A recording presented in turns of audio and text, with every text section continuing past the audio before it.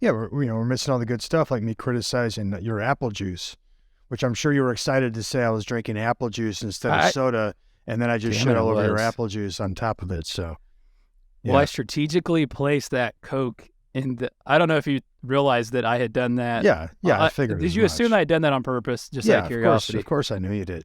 Yeah. Okay, good. You know me Yeah. well enough now to know. Yep. Yep. So, hey man, so I figured out something really cool today. They have these shirts they make with thumb holes in them. Oh, I okay. didn't know about this. I'm just like, You did. I hear all the cool kids are doing it, so I'm like, oh fuck, like now I'm doing it. Right. But Yeah. Well, that's do you have only, any shirts like that? I had a sweatshirt like that, which made a little more sense because you wear a sweatshirt if you're cold, and if you're cold, you might want to have your hands a little extra protected from the elements. I got to imagine that idea just came from someone who had like some old like ratty sweatshirt that like the cuff started to rip on there, and they Yeah, just like had a hole in there, and like, oh, but look, I can make it yeah, like a half a glove. yeah. I got some fingerless mittens, which also like makes no sense, right? It's like Are those the ones that like fold? it doesn't Like even you can like fold. put It them just on that you can they're fold just them. like it basically looks like a homeless guy's winter glove Yeah, or something, where the fingers yeah, are all worn out. It's like, yeah. They well, have to have the fingers for the grip on the card, shopping cart. gotcha. Yeah. Okay. Yeah. That, Makes that's what I sense. Yeah. assumed. That's what I assumed. Nice. You see a lot of homeless people there. Um, I mean, let's put it this way: like more than I'd like to, just because I don't like seeing any homeless people. I was actually driving back from. Where was I coming back from? Oh, I think it was. I'm back from my way on Gainesville at the Veg Fest I did here recently, and I stopped and got gas, and he's a pretty older gentleman. I'd say he's probably pushing 70s, and he had a Oh, sign basically saying he was a war vet, and he, just needed some help. And I had some leftover food from the weekend, and so I just quick pulled aside, and I grabbed some oranges and a box of Triscuits I had that hadn't been opened up yet, and $5 bill, and I started walking towards him. It's like, hey man, how's it going? How you doing today? Doesn't turn and look at me at all. I'm like, hey, how's it going? Like, no response. And then I get like in front of him and I'm talking. He's like, I can't hear anything. It's like, I was like deaf too. I was like, geez, man. Like, so I gained a little care package and went on my way. So, that's nice of you. I saw one last week. A guy, and I live near Indianapolis. A guy had a sign that said, "I'm not going to lie. I'll spend the money on alcohol." yeah, So I gave him some money. yeah. I had that happen in college. Some guy was outside of our the pizza shop I worked at, and he was trying to sell me cassette tapes, which were You're probably old. stolen. Right? Yeah, I know I'm old, right? So, Jesus um, Christ. so he had all these cassette tapes, which I can only imagine were stolen, and he's trying to sell me these like, and not new cassette tapes, right? They were obviously like used cassette tapes, and Fucking he's trying. the stuff's coming out of the holes and everything. It wasn't that bad, but Okay, obviously, okay. it wasn't exactly like, top bands like you're like, oh yeah, I'd really love to listen to that. It's just like all these obscure bands and acts on these cassette tapes. So it wasn't like And George Strait or something like that. no, I mean, it was like Meatloaf might have been like the most well known. Best actor ever. And yeah, so he's like, hey brother, he's like, I said, listen, so what are you going to use the money for? I said, don't lie to me. He's like, oh, I go buy a couple of 40s. I was like, all right, guy, cool. Here's $5. You can keep your cassette tapes. Go get yourself a Yeah. couple 40. So yeah, I mean, I always say, I don't really care what they do with the money. Yeah. I really don't. I'm not going to sit there and be the moral police if I decide to help somebody out, and whatever they do with that is up to them, right? It doesn't come with conditions. And yeah, so it's tough because I wasn't really exposed to that a lot as a kid, and then you get exposed to it as you get older, and it makes you feel away, and then you realize like, man, you can't help all of them. I Yeah. don't have that kind of money, right? And weirdly, the people in the world who do have that kind of money, like that's not what they're really concerned with. Yeah. True. trying to True help that. everybody out. So, but yeah, man, I remember when I first moved out to LA. I lived in LA for a bit, and I was walking around the area where I moved, and there was like some homeless person was like laying on the side on like the sidewalk, and they had some blankets and stuff around them. They were laid out, and like next to him was an iPhone, and I'm Oh, like, man, that's where we are now in the evolution of homeless people. Where like, they're homeless, but they've got their iPhone, so. yeah. They're just they're just trying to find a outlet to plug it in, charge. That's And their quite frankly, like I've got Verizon or whatever, with what I pay for my monthly cell phone bill, I can see how someone could go homeless pretty quick if, you know, I wasn't homeless and I got my cell phone. That basically put me out of my home because yeah. paying 150 bucks a month for a phone service is silly, right? That's why you're going to Canada. You got to pay that phone bill. Man, yep, that's gonna be fun. 3 Yeah. days. You'd be jobbing for 3 days. 4 4 days. days. 4 days. Is this going to be live streamed anywhere where I can like watch it? Nah, I don't believe so. God, I was gonna Nah. trash Nope. that event, man. But you can probably buy the DVD someday. They'll probably come out with the DVD or something. Yeah, DVDs. What are Yeah. those? Right? I think of friends of mine who like were so proud of their DVD collection, just had hundreds yeah. and hundreds of DVDs and movies and shit. It's like, now what do you do with all those, right? The wrestling scene used to be pretty big on that trade, on the tape trade. That for all intents and purposes is how Ring of Honor Yeah. became Ring of Honor, right? It was, you had this huge void that needed to be filled once, WWE bought all their competition, and the indies were kind of there to fill the void. And now you started having, like VHS tapes. And so there's capabilities for people who were really into the wrestling scene, not just the mainstream, but all like the obscure, smaller promotions. They started tape trading, and that was RF Video, was, this tape trading, post basically. And, from what I understand is eventually they said, well, why don't we just create our own promotion? And so that, we got our own tapes to sell, right? To all these people that are trading all these different, Japanese promotions and obscure things. So 7-star matches galore. Yep. And then that kind of birthed the whole like message board phenomenon. Yeah. Because before that, it would have been, yep. And that's incredible. So then, for a guy like me who's breaking in, then you start to give a weighted value to the opinions of these fans on message boards, because in some ways the popularity with that fan base on the message board would directly affect where you get positioned on the card. Or if the booker decides he wants to push you, if you're over with, this, tape trading or this message board community, right? And so, this is kind of the invent of us starting to give a lot of value to the small vocal minority of fans, because in a lot of ways they were driving our success. It sounds like the beginning of all the AEW fans. I mean, it's really all an extension of it, isn't it? Yeah. It's some good apple juice, by the way. Man, if that's just some plain old ass Kroger apple juice, I can imagine it's a concentrate, might even have some added sugars, and certainly is organic. And apples are one of the produce items that you would prefer to buy organic. So there's something called the Clean 15 and the Dirty Dozen. Okay, so the Dirty Dozen is the 12 produce items, fruits and vegetables, that when they've done tests contain the most pesticides. So these are the ones that if you're gonna, pick and choose where you buy organic, the Dirty Dozen are the ones that you absolutely want to buy organic if you can, because they have the most pesticide residue. And then the Clean 15. Strawberries on there? Strawberries are like the top. God damn, yeah. I knew that. And think about anything you're eating the peel of, right? You're not, eating the outside. So like an apple, strawberries, spinach is on there. So then you get to the clean. Are not. Cucumbers are. Yeah. Dang. Definitely want to do they have organic cucumbers. Oh, yeah, because you still eat blueberries. The outside. Blueberries, another one. Blueberries Berries so in general. So blueberries. These are the things, that I make sure I always buy. I had a huge salad tonight. It was so good.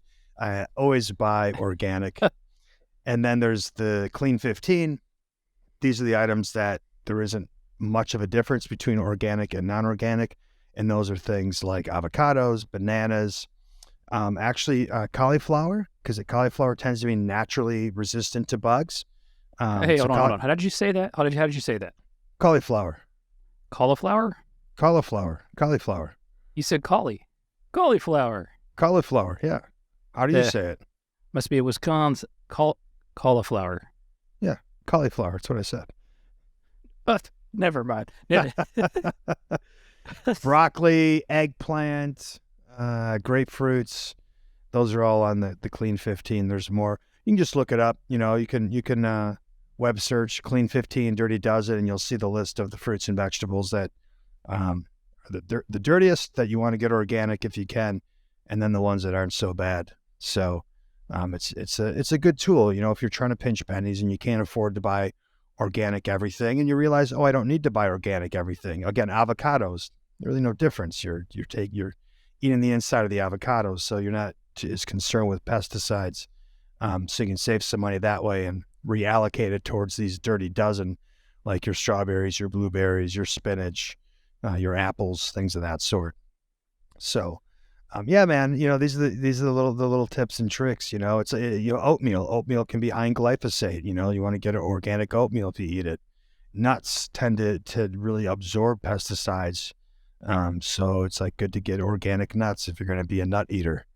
And yeah, so there's all You're a these things. world-class nut eater. Yeah, you know me. I love my nuts, my nuts and my turnips.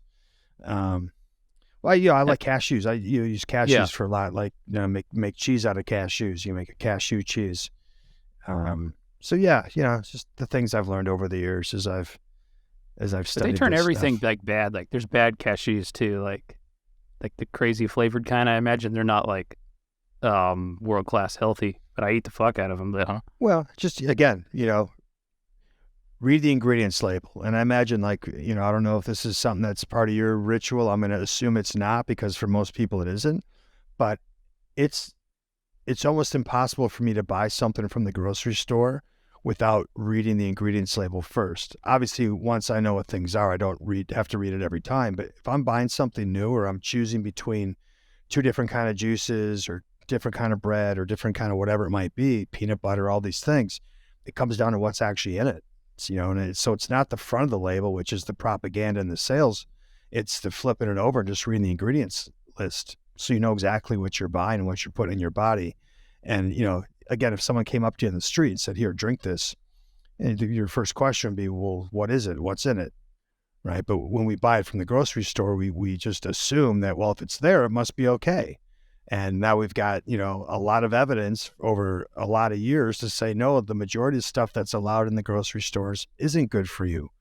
I don't know why that is. I don't know where these agencies are that are supposed to be protecting the consumer.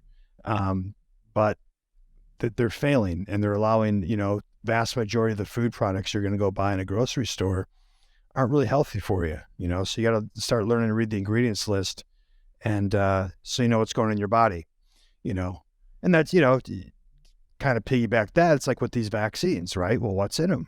Give me the ingredients list, and so I get it. Most people don't give a shit, and they don't read the ingredients list, and they'll put whatever in their body without really questioning it.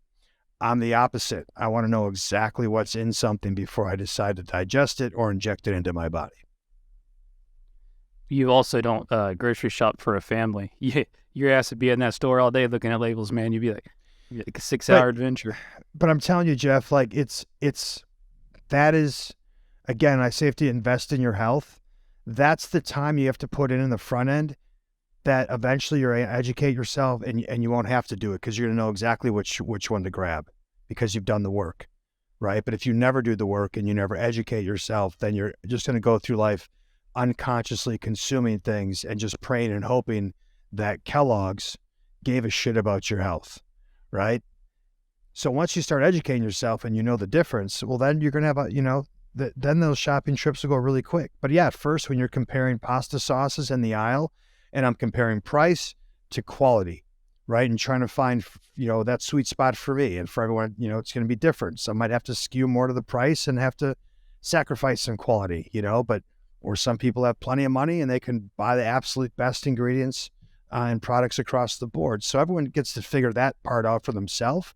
But if you're not doing that work to even understand that not all pasta sauces are made the same. Again, tomatoes are one of the dirty dozen. So you want to try to get organic ketchups, organic tomato sauce, organic tomatoes, because they're heavily sprayed with pesticides. So now you start looking, well, what kind of, does it have added oil in there? So if I look at 2 or 3 different pasta sauces, one has a soybean oil, right? Or a canola oil in there. Another one has pure virgin, olive oil. One has no oil whatsoever. I'll probably grab the one that doesn't have any added oil. Then you start looking at the sodium content. How much salt are they adding in each of these? Then you look at the sugar I love content. salt. Love salt. Well, listen, sugars, salts, and fat are the 3 things that we're innately attracted to, because when we were hunters and gatherers, sugars, salts, and fat gave us the most bang for our buck, gave us the most energy for the work we just put in to catch whatever we did. So that's why we love those things. But the difference is now is we didn't have those at our disposal 24/7 when we were hunters and gatherers, where now we can overload on sugars, salts, and fats, as much as we want, and to the detriment of our health a lot of times. But that's why we innately just are attracted to those things, right? They give us the most energy for the expenditure of acquiring them. But yeah, so you just read ingredients lists, and so it's like, okay, look at these different pasta sauces. This one has 3 grams of added sugar, and then you go, okay, well, there's 8 servings in that jar, so that's 24 grams of added sugar that I don't have that I can make the decision to go, okay, I'm going to grab the one that has no added sugar, and so that's 24 grams of sugar I just saved. And you start doing that across the board.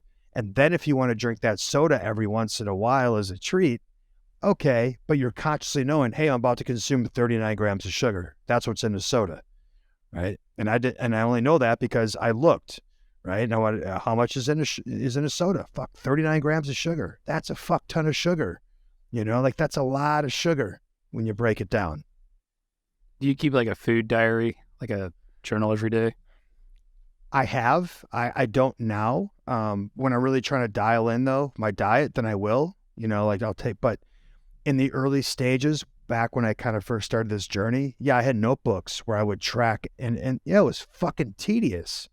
And it tacked an extra like 35 minutes on for every meal, because I have to like weigh things out. And then, so I got a food scale. So I got to weigh it out, so I know what a portion size is, but this was part of the learning process. I remember the first time I weighed out 1 portion size of pasta, and I was like, that's it? Like, that's a portion size? So I've been eating like 3 portion sizes of pasta my whole life without even realizing it, right? Because a portion size, when I weighed it out, it was like maybe 3/4 of a cup of pasta. I was like, what is that? So I'm going, oh shit. So I've been like taking like 3 servings of pasta. So that's like 100 carbohydrates, not just, 40 or whatever. So it's the education process. So yeah, all those journals, all those notebooks I kept, well, after a while, I started to know innately like what these represented. Again, a banana is 100 calories, 25 carbohydrates, which is, mostly all fruit sugar. After a while, you start to understand what things are, or what a portion size should look like on your plate, because you've measured it out so many times now that you know what it looks like, and so that's part of the education process, which again, if I was going to write a curriculum for schools, this would be as much a part of the learning process as anything else we do, because it has such a huge impact on our life and our health, but we don't. So it's up to us to educate ourselves. And yes, you do have to put some initial work in. You got to spend a little extra time at the grocery store. You spend a little extra time in the kitchen. You write these things down. The nice thing is they have apps now that do all the work that I had to do manually, 15 years ago with a calculator. Now, and I think I'll find one right now. I'll recommend to people. But while you're finding that, I will say my high school health teacher was a very large lady, nice lady. Sure. But very large. And I always thinking back at it now, I'm like, yeah. My sex ed teacher was a monk. Oh. Yeah. Yeah. Good. To each his own. To each his own. He was a virgin, never had sex, but he was the sex ed teacher. Isn't that kind of the same thing? Sounds like it matches the curriculum, right? Yeah. Abstinence. Like, hey, I've never had sex, but I'm going to teach you about sex. Hey, don't know anything about health, but I'm going to teach you about health. I don't practice it in my everyday life. I don't actually apply any of these things that I know, but let me tell you all about it. So like with sex, they're like abstinence, abstain from it. It's not like that with health. They're like, just try Just not eat to more eat fruits and fat. vegetables. Yeah. Yeah, Drink diet soda. Uh, so the app that I use is called Chronometer. Yes, chronometer. Chrono meter, Chronometer, and it's cool because you can actually scan the UPC code on the food, Uh-huh. and if it's in the database, it'll pop right up. So you don't have to enter it in manually. You can enter it in manually if it doesn't show up in the database, and then it will be in there for other people to use. Um, but yeah, and it just keeps a running count of all your categories, your calories, your fats, your carbs, your sugar, your salts. It's really as detailed as you want it to be, and so it's a great tool, right? You can have an idea of like, well, okay, what am I eating in a day? When I work with people and help them in health coaching and helping them get, you know, on a certain type of diet, first thing I always ask is for them to keep a food diary for like a week. So I have an idea of what they're eating, what their eating habits are, what time of the day they're eating, how much they're eating, what are they eating, so that we have an idea of what the current situation is and then what we need to improve on. Kind of feel like to So me though, the actual handwriting part of it was like part of the journey. 100%. We retain more knowledge when we actually write it down. And they've done studies on that, right? When we Yeah, actually write things down, take notes in that way, it retains the information more. But if you're yeah. doing this now, like for me, I kind of have a grasp of the information, but now it's for me to just be able to put it in and go, okay, I'm trying to hit this many calories to keep my size on, right? I need to make sure I'm eating enough calories. Well, I can just now keep a running total all day so that when I get to dinner, it's like, okay, well, here's where I'm at. Here's my numbers, and here's what I need to eat for dinner to make sure I'm hitting my numbers for the day and make whatever adjustment I need to make. So especially when I was going on that like kind of raw fruit based diet, which was new for me to do. It was really important to go, okay, I got to make sure I'm getting enough calories and I'm not, way under eating, because it's easy to do when you're just eating fruits and vegetables. And so that really helped me to, you know, put some meals together so I knew what their numbers were, and then I could just stick with those and always be consistent. How do you do all this though? Like if you're looking to build muscle addition, like if you're trying to gain muscle and stay true to these principles, like how the hell do you do that? It's just calories in, calories out, right? So there have been studies, and I've read a book, buddy of mine named Robert Cheek. He's one of like kind of the original like vegan bodybuilders, old school, and he tested this philosophy that study that showed we only really need like 10 to 15% of our overall calories coming from protein. Okay, so to put in that context, if we were to eat a 2,000 calories, 10% of 2,000 calories would be 200 calories. There's 4 grams or 4 calories in each gram of protein. So that's 50 grams of protein would be what would be necessary. Whoa, you freeze up on me, or you stroking out on me? Which, are you good? All right. Yeah, I'm the, good. I'm listening. the screen froze for a second, and it kind of froze here.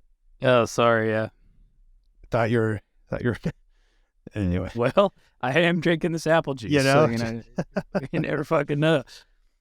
But yeah, so off a 2,000 calorie diet to maintain your muscle mass, you need 50 to 75 grams of protein. Now, most people are trying to consume, or they've been taught to consume 1 pound or 1 gram per pound of body weight. So if you weigh 150 pounds, they're trying to eat 150 pounds of protein a day. Yeah, yeah, So most of us are really overeating protein because it's been drilled in us by the people who sell us protein, of course. So Robert tested this theory. So for a year, he stuck to a whole food plant-based diet, which means no supplements, no protein powders, just whole food plant-based diet.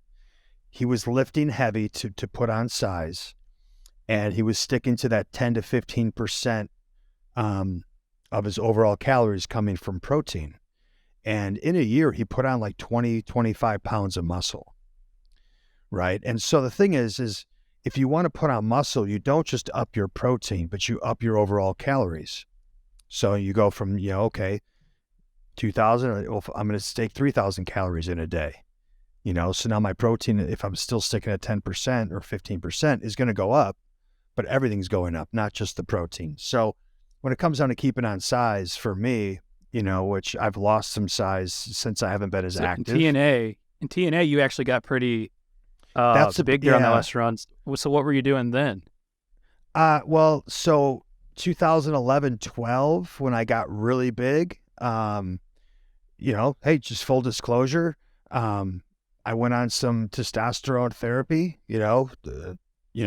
prescribed by a doctor. I was now, I was like 30, 34, 35. So, and for someone who hasn't, used that much in his career, that obviously helped, but again, all it does is help speed up the processes of muscle repair and muscle building, right? So you still have to put the work in.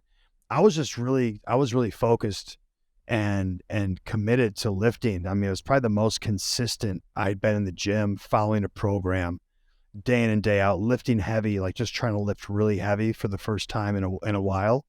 Who was helping you with that? So I went to a guy named Adam Davis with Motion Performance Fitness, and so I was training with him for a while.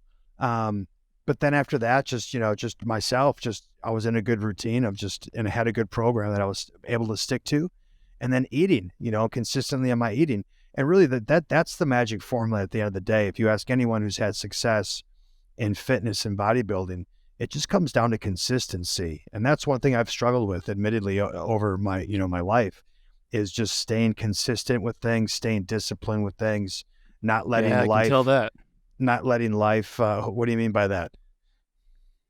You seem like you can get over something pretty quickly. Do tell. Well, expound for us, Jeff. I'm seasoned out here. I'm frozen. Okay. No, I just kidding. No, I was just talking about the podcast. You're like, man, I didn't actually say anything. Said a bunch of stuff, but didn't say anything. Oh, that's it, bro. That's I'm just fucking with you. That's me. That's just me being my harshest critic, which has always been the case. I do feel like I got to be your cheerleader, though. I got to stay on you. Like, I hate watching my matches. I hate listening to my promos. I don't like listening to my podcast. I just don't. I made him do that for you listening today. I gave him a homework assignment. He wasn't very happy about it. So. I was fine. I got it done quick. I got the clips. You did? Yeah. But that made me have to listen to the podcast episode. And I was just like, you're just rambling about nothing, which basically is what I'm doing for this one too. But we're hoping that that's what people like. They just want to hear random ramblings of me. TNA, I want to go back to that. So you're lifting a lot of weights. Do they have like a real Strickler drug program there? I know you said you're prescribed, but what was that like compared to WWE's when you went there? WWE is really strict. I mean, I had to get a therapeutic exemption, from an endocrinologist, go get all my levels checked, and, the thing is, for a lot of laymen or the, I say that like the common folk, steroids have been painted in a very like negative way, and people just jump to a certain conclusion anytime that word's brought up, and whether it's baseball or any type of competitive sport or pro wrestling, and it's a supplementation, right? And if it's done correctly, under a doctor's supervision, making sure that your levels stay in an acceptable range, that you're following certain protocols, it can be really beneficial for certain people, and pro athletes especially, who are physically tearing their body down and then being asked to recover quickly so they can do it again. I mean, it's basically what we do as a pro wrestler. And, when I talked to this endocrinologist, he said, listen, he's like, with what you do for a living, I was 38 at the time, for your age, with where your blood levels are, he's like, I feel completely comfortable. And it's actually beneficial for you to stay on this, considering what you do, that you're being asked to beat your body up, recover, beat your body up, recover, beat your body up, recover. So again, I'm not taking, these inordinate amounts trying to put on 60 pounds of muscle my body should never have. You're just Yeah. trying to supplement. Again, our peak testosterone levels, are in our, late 20s, into our early 30s. And then from there, we start, our testosterone levels start decreasing as we get older. That's part of the aging process. So really with hormone replacement therapy, all you're trying to do is supplement to the levels that your body would have had at its peak, right? Not Yeah. levels that are 2 or 3 times above that, which is where you have a lot of these health issues and people, but you pay for that abuse. But if you can keep those levels consistently, so your body's like, oh, okay, I'm still 28, like I'm feeling good, it's beneficial, and there's a lot of people that, not even just pro athletes, but just older gentlemen who have talked about the mental component, how it helps them mentally, and then physically just to feel, like they're staying young, staying young of mind, staying young of body. So, How but did you yeah, like afford? How'd you afford all this? Like, what's that like well, when you're a wrestler? Like that stuff it's costs money. it's a bit business expense. I mean, it's it's the way I looked at it. It's I maintenance, mean, I have right? health This is insurance, right? I mean, like, Yeah. So it doesn't have to be a super expensive investment, I mean, to go to a doctor like that and get your initial protocol $500 to $600, and then you're probably looking at maybe $80 to $100 every couple of months, depending on what you're maintaining. It's not, okay, the most expensive part is the consultation with the doctor, getting the blood work done. That's, the actual, testosterone itself isn't a terribly expensive compound. And my thing is, I could skip all that and I could get it on the black market. I mean, it's not hard to find. But then for me, you're yeah, always questioning the quality. You're questioning, are you really right getting, back to what you're putting in your body again. exactly. So I would rather I'll get it from a pharmacy. I know exactly what it is. It's been vetted. I've got a doctor's supervision. And, but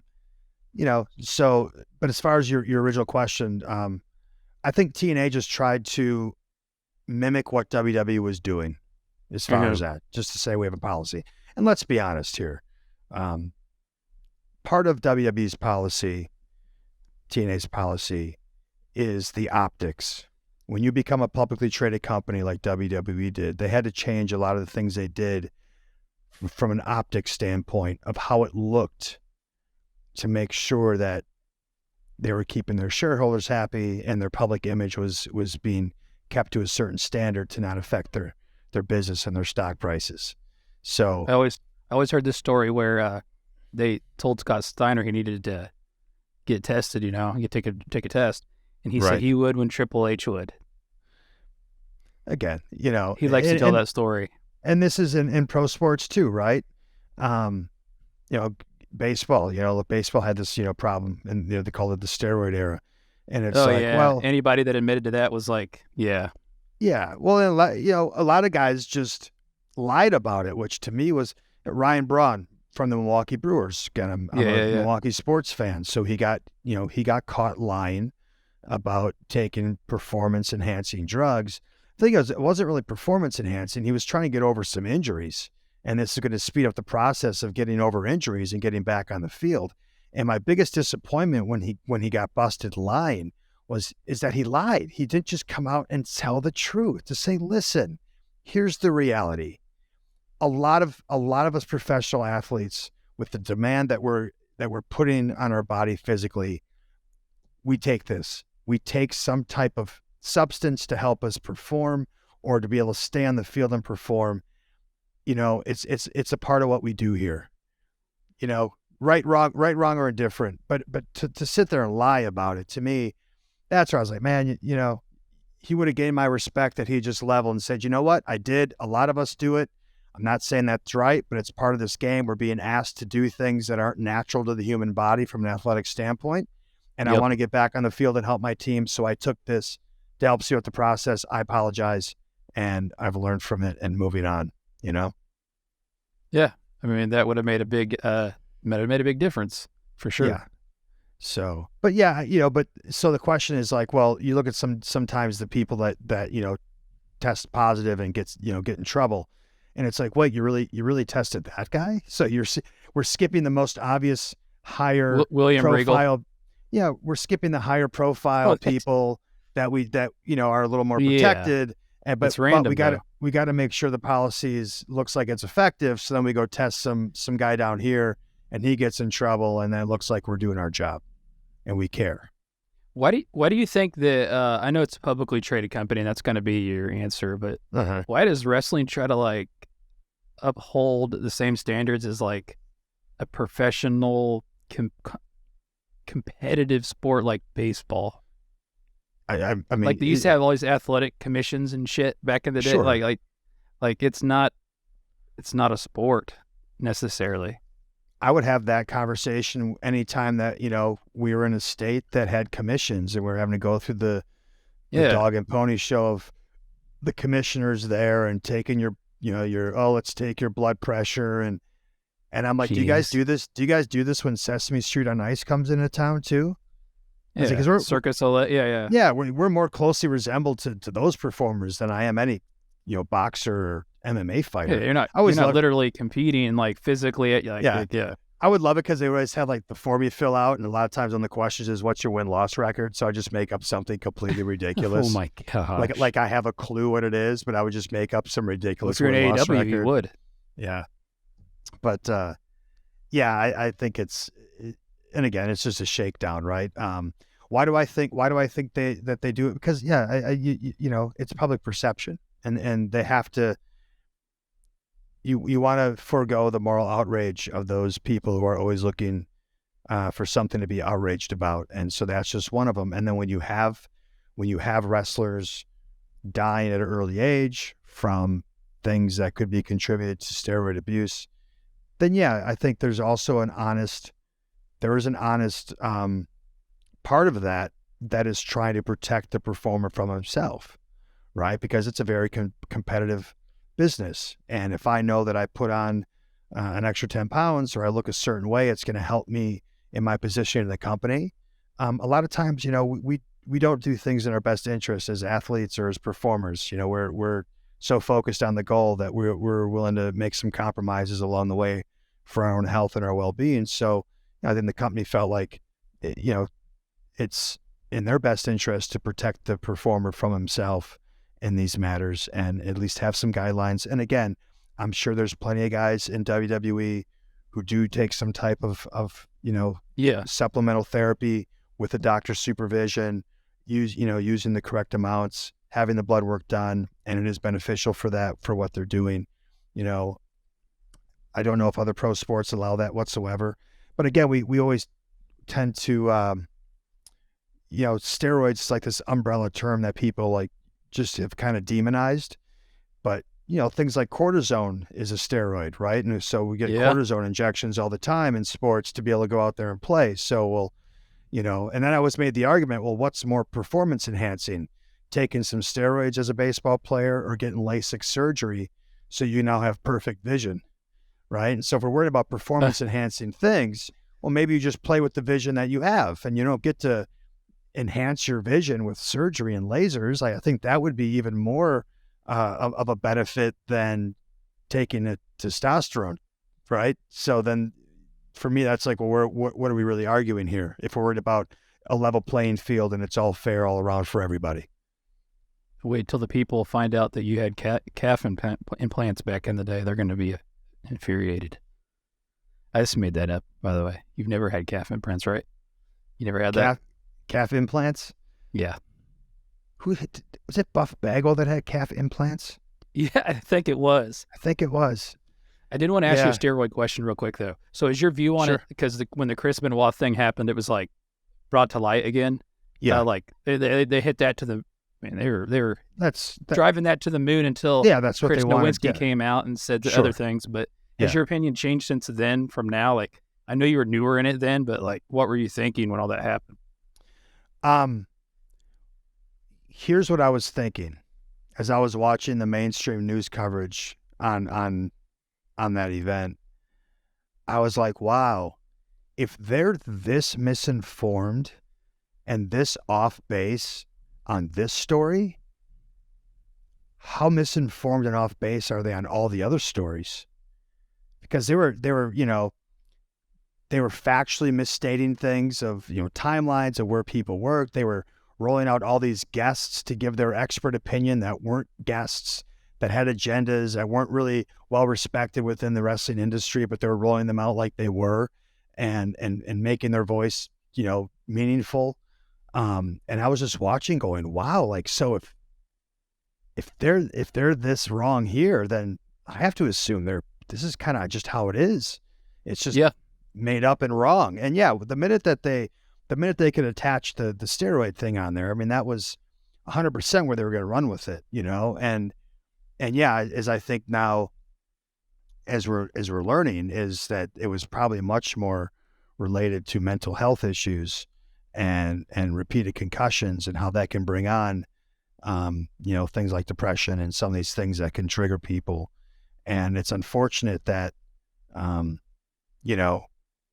that wasn't a moment where we started to realize it. And instead they just took what the buzzword was that was going to get everybody riled up, and they just hammered that, And I remember at the time being with Ring of Honor, and I contacted the office there and I said, hey guys, I was like, here's our moment to try to get some positive publicity for our company, because we don't have the money that WWE has. Right. At the time, Ring of Honor was covering some people's health insurance indirectly, really? Which to me was, so basically, like, for me, I had my insurance, my monthly premium, and they reimbursed me for it, and they were doing that for a number of talents on top. It was something that I felt strongly about. I thought it was what a cool thing we can do as a smaller company to say we care about our talent. So let's, as part of the contract, as part of the deal, we pay that 80 or 100 or 200, whatever it was a month, to make sure that they have health insurance as an independent contractor. So I thought that was something we could have really said, hey, look at us. We're Ring of Honor. We're the number 3 company. We don't have the type of payroll, but we don't put a premium on size. And we're trying to take care of our performers to the best of our ability. And it would have been a moment to maybe try to shine some light on what they were trying to do there. What did they say when you pitched that? Yeah, good idea. I mean, Had a boy. Yeah. That son of a bitch. Austin Aries just, being Austin Aries. Being Austin Aries. Austin Aries being Austin Aries. All of him and all of his big ideas. All right. Just go wrestle a good match. We're not paying you to think here. Yeah. Oh, yeah. That's got you in trouble before. That's interesting, though. That's actually pretty cool they did that. I didn't know that. That's kind of like, I can almost see where like a wrestler get put in a position to do some, you called it black market stuff, but if you're just like grinding on like the indie scene, you don't have much money, you get hurt, you're kind of like SOL, man. Like it puts you in or if you want to improve in certain ways, muscle mass or something, you're kind of in this situation where you might have to do that, because if you didn't have much money, you couldn't go to the doctor and get that consultant. And and the other part is, if you're 25, 26, 28, there's not a doctor that's going to prescribe it, because you don't need any supplementation at that age. You're producing just fine. So if now you want that advantage of putting on that muscle mass, then you're going to have to go to those other sources, right? I mean, that's part of the deal. I was pretty naive to that part of the business for, a number of years, until I realized, like, oh, wow, like a lot of dudes are on this. Like a lot of people are, okay. So you start educating yourself so you don't. How big were you? How much did you weigh when you won the title from Samoa Joe? I wasn't very big there. So, yeah, I was. 150, 160? No, bigger than that. I've always sat right around like 175. But then right before the TNA World Title win, at my biggest, I was about 192. Gotcha. And again, I don't have a very big frame, so to put that 20 extra pounds on my frame, I look back at some of those pictures, I'm like, can I ever get back to that, or even close? Well, you're 115 pounds now, so no, you probably can't. Yeah, right. I wish. I'm still sitting about 175 right now. Maybe not distributed exactly the way Yeah. I'd like it to, but yeah, I'm still been pretty consistently around there. I would freak out anytime I'd drop below 170. If I saw like a 160 something on the scale, I would freak out because it's like, for me, that's always been the struggle is keeping size on. Yeah. I think my body naturally probably would want to be about 160 if I wasn't, constantly working out and trying to, I think my body would want to be about 160. So, I'm trying to carry 10, 15 pounds, more than it probably naturally would. And then at that time with TNA, carrying like 30 pounds more. And then I got hurt, I got too big, too quick. I think it was Destination. I'm not sure what show it was. Me and Samoa Joe in the opener. And I just took a bad bump towards the end of the match on like an island driver and, felt something in my back kind of go. And at the time it was pretty bad. I remember them like, I had to do a pre-tape at backstage, and the locker room was like way on the other side of the arena. So I got back to the locker room to try to like clean up and cool down. And then like I had to go do this like live pre-tape. And I'm like, there's no way I'm going to be able to walk all the way across the arena in time. So like I found like an office chair that had wheels on it. And like they just like wheeled me over to the other side of the arena. So I get there quickly and do this pre-tape. But then again, I didn't want to take time off from the gym. I was in this groove. I knew I was getting this push. I was looking good. I was feeling good. I was, a little back wasn't feeling too great. And like the next week I went to the gym and I just bent over. Like I hadn't even started doing deadlifts, but I just bent over to like do a warm-up set with just the bar. And the minute I bent over, something, I later found out I tore a disc in my lower back, my lower vertebrae. And man, it just sent me to the ground. And that was difficult because I had a hard time really lifting for close to a year. Like I couldn't lay on a bench comfortably. I couldn't do any type of squat or deadlift. All the while they're pushing me to be the champ. And so I'm not going to tell anybody, like to keep this to myself as much as I can. And, It's all about the push, baby. It's all about the fucking push. Yeah. And you can't again, going back to needing to be protected from ourselves sometimes, it's like I wasn't going to jeopardize that opportunity because I'm injured. And you just Right. don't say anything about it, Yeah. It's amazing what you guys do for the push, man. I will say that. Yeah. It's all about the push. Yeah. We all got a little bit of a screw loose somewhere, Yeah. You can't be completely normal and do pro wrestling for a living because most normal people don't like getting beat up and knowing it's going to happen, Yeah. Some I talk with my mixed martial arts friends, it's like they have a chance to get in that cage and not get hurt, like they get a choke on a guy, they knock the guy out, they get choked out, right? There's a chance they don't really take a lot of physical damage, but with pro wrestling, it doesn't matter. Like every match, I'm signing up for it basically. No matter how good I am, no matter who wins or loses, I'm gonna get slammed. I'm gonna get chopped. I'm gonna get kicked, punched to some extent. I'm gonna hit the turnbuckle. It's gonna hurt. So that's what we do. You're gonna get bagged. You're gonna get something. Yeah. Yep. Yes, sir. So you had a crazy week, man. Are you hanging in there? Yeah, I'm good. It wasn't that crazy, really. Nah, there's only one thing. It really wasn't that crazy. Yeah, it's just did another one of these veg fests. It was cold and rainy, so that kind of hurt the attendance a little bit since it was outside at a Oh, it was Depot. outside. Yeah, Gotcha. a lot of these are outside. It was at Depot Park in Gainesville, Florida. And Not like a contingency plan to go inside if it rained or something, or no, it's in a park. It's everyone's got their food trucks out there. feel good, yeah. And Outside so feels good. It's part of the deal. But no, it was still fun. I got to see my buddy Chuck Carroll, who I'm hoping to bring on here at some point. And Chuck Carroll's now the voice for PCRM, which is Physicians Committee of Responsible Medicine. He does their Exam Room podcast. And I met Chuck when he worked for CBS Sports. He did an interview with me when my book Food Fight was released. And so Chuck at his heaviest was about 420 pounds. He's about 5'6". So he was, he didn't think he was going to live to see 30. started losing a lot of weight, kind of plateaued.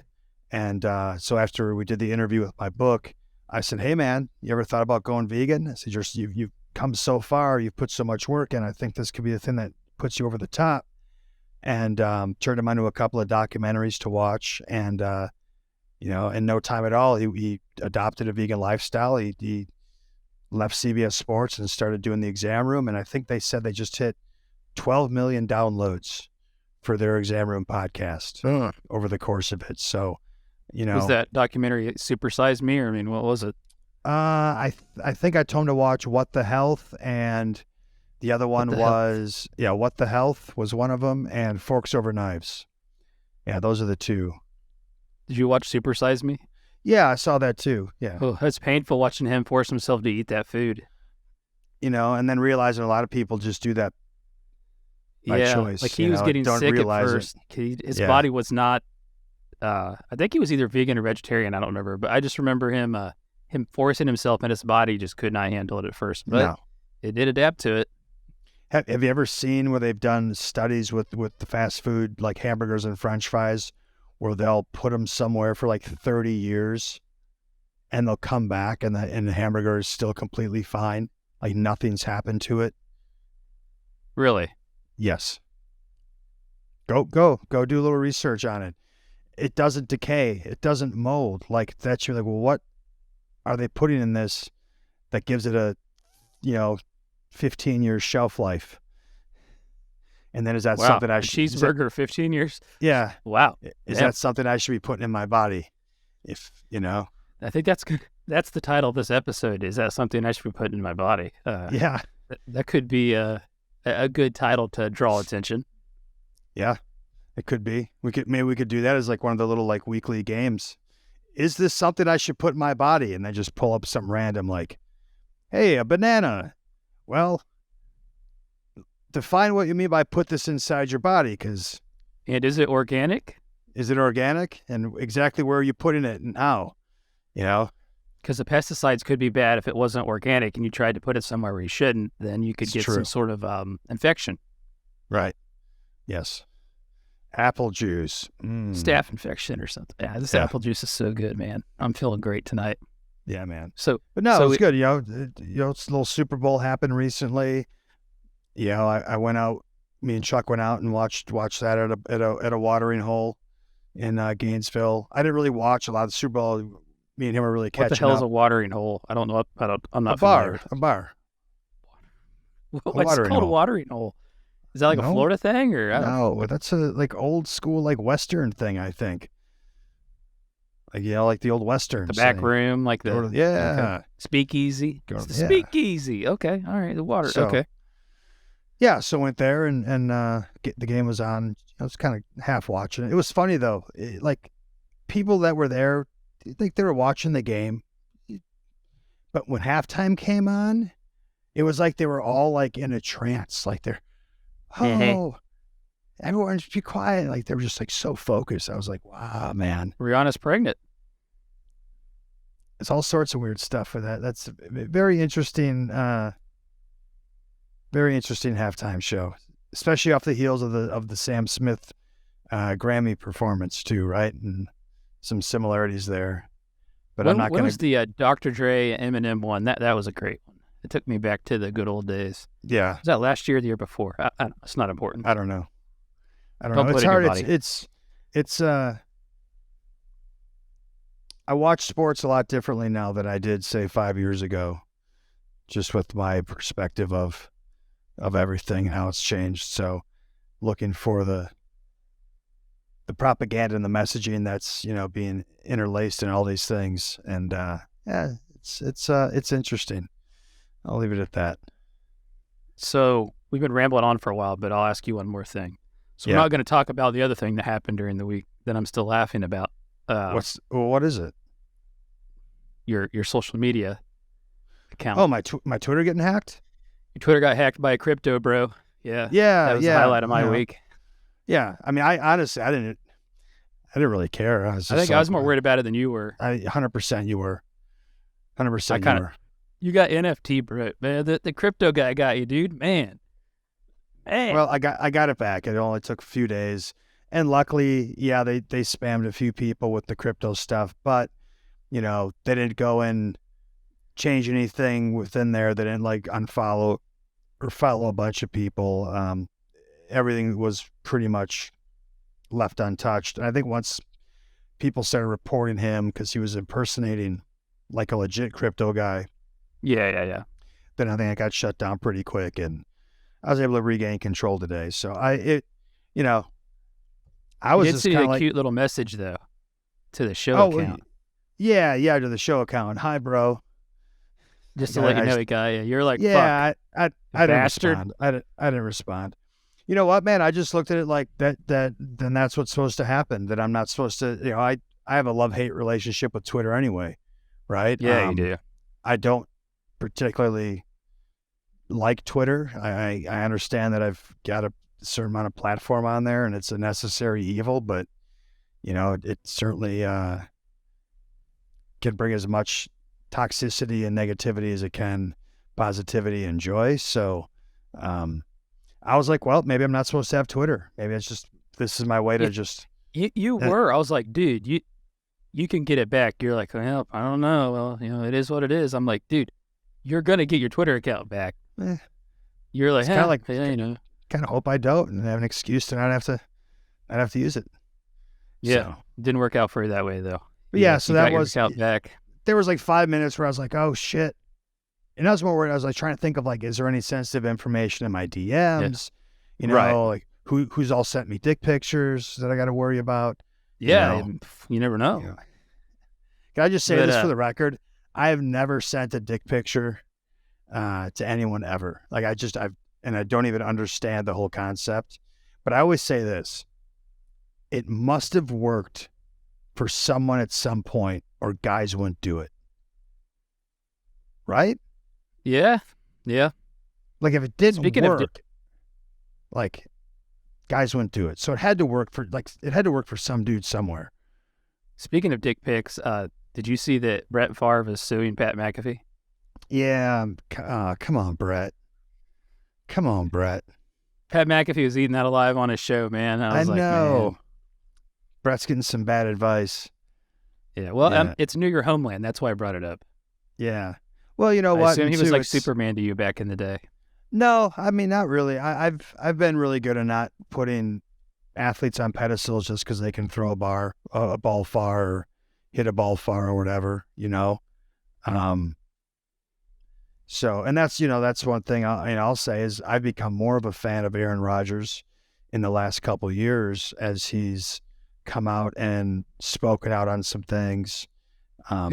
Been able to take the heat and voice his opinion on things as he's jumping into his spirituality and kind of sharing that with a new audience that probably wouldn't be aware of some of these things. Respect him more now as a person than I do just as a football player, right? And yeah, Brett Favre's an example of that. You're a fan of him because of what he does on the football field, but then you find out off the field he's human. And maybe not in alignment with, the type of guy I am. But, to be fair, that's how, a lot of wrestling fans feel about me right now, right? You're the Brett Favre. Well, minus the records. Minus the dick pictures, minus the embezzlement, minus the criminality. Yeah, let's not put me and Brett Favre in the same category. Yeah, that might be a little much. As you're sitting there looking like Louis C.K., let's just be careful here. I usually get Bill Burr. But now that my hair's growing out, you can't say that anymore. No, and I like Bill Burr, and Bill Burr's funny, so you guys have no similarities whatsoever. But Louis C.K., you want to talk about, dick pictures, right? But again, to be fair to Louis C.K., he just pulled his own dick out. He touched it. He let everyone know ahead of time. Hey, just so you know, I'm going to pull this thing out and play with it a little bit. So we can't lump him. We can't lump him like in the same category as like Bill Cosby, who was like drugging women, and like what I'm saying. We can't just put them all together. But that's what's happened. Technicality, a lot of times, guy walks away. Right? It's like, man, right? Yep. And now you're the bad guy, man. But you're the bad guy. Yeah. Gonna start selling me on pudding pops again. I don't know about that, but you're on a roll tonight, man. We might have to start We should start the Jeff Townsend show, and you can be on my podcast. Probably get more viewers. You know, you use your Twitter. At first. Yeah. So At first, it'd be fun. well, shit. So- This is a quick hour. This is a quick hour, huh? Went fast. Yeah, I had something I want to talk about too that we didn't get to. So, Well, man. maybe we'll save it for next week, and maybe we'll just cut this one off, and we'll just pick right back up, and we'll keep talking. We'll get 2 episodes right away. Are we gonna get a guest on the next week? You think? Or Yeah, we were supposed to have a guest tonight. Unfortunately, he's down in Mexico, and the internet down there is hit or miss, and the internet was down. So we're gonna try to get him in the next week or two. I think I've got a guest for next week that I'm excited about. So I talked with him tonight, and so he said he's available next week when we're gonna do this. So yeah, we have to start getting some guests on here because I'm running out of shit to talk about, and you don't ask very good questions. So I don't think you've talked about nearly as much as you want to yet, okay, but we will get there. could be. But yeah, you're We right. didn't I ta- think we, the guest we thing would be didn't cool. even talk about aliens tonight. I was going to talk about aliens. Well, I need to talk about aliens. I want to talk about balloons. Man, Oh man, I was going to try to get you all fired up, but instead I just got to throw little jokes at you that you That's all batted right. down and called me. So called Mr. Lewis. yeah, Man, damn, that's right. so terrible.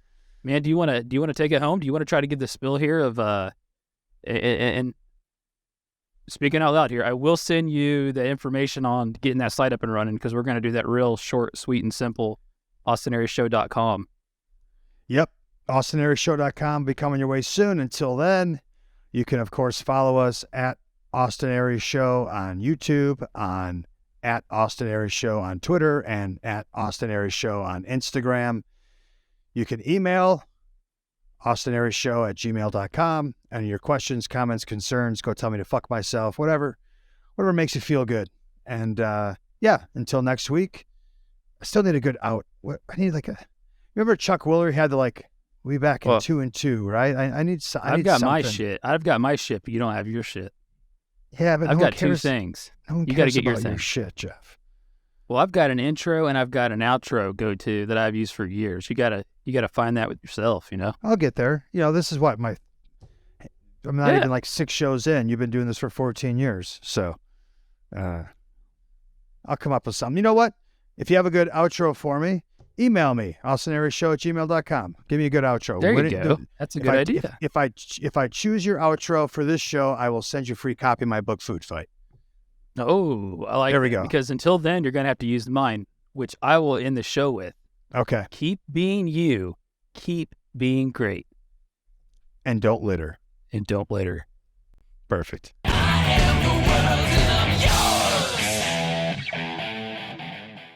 All right. This is Jeff Townsend. Thanks for checking out the Austin Aries Show here on YouTube. If you're enjoying the show, please subscribe to it and share it with all your friends.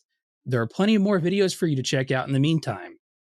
And this content, of course, is available on all podcast listening platforms. If you want to learn more about the show, go to AustinAriesShow.com.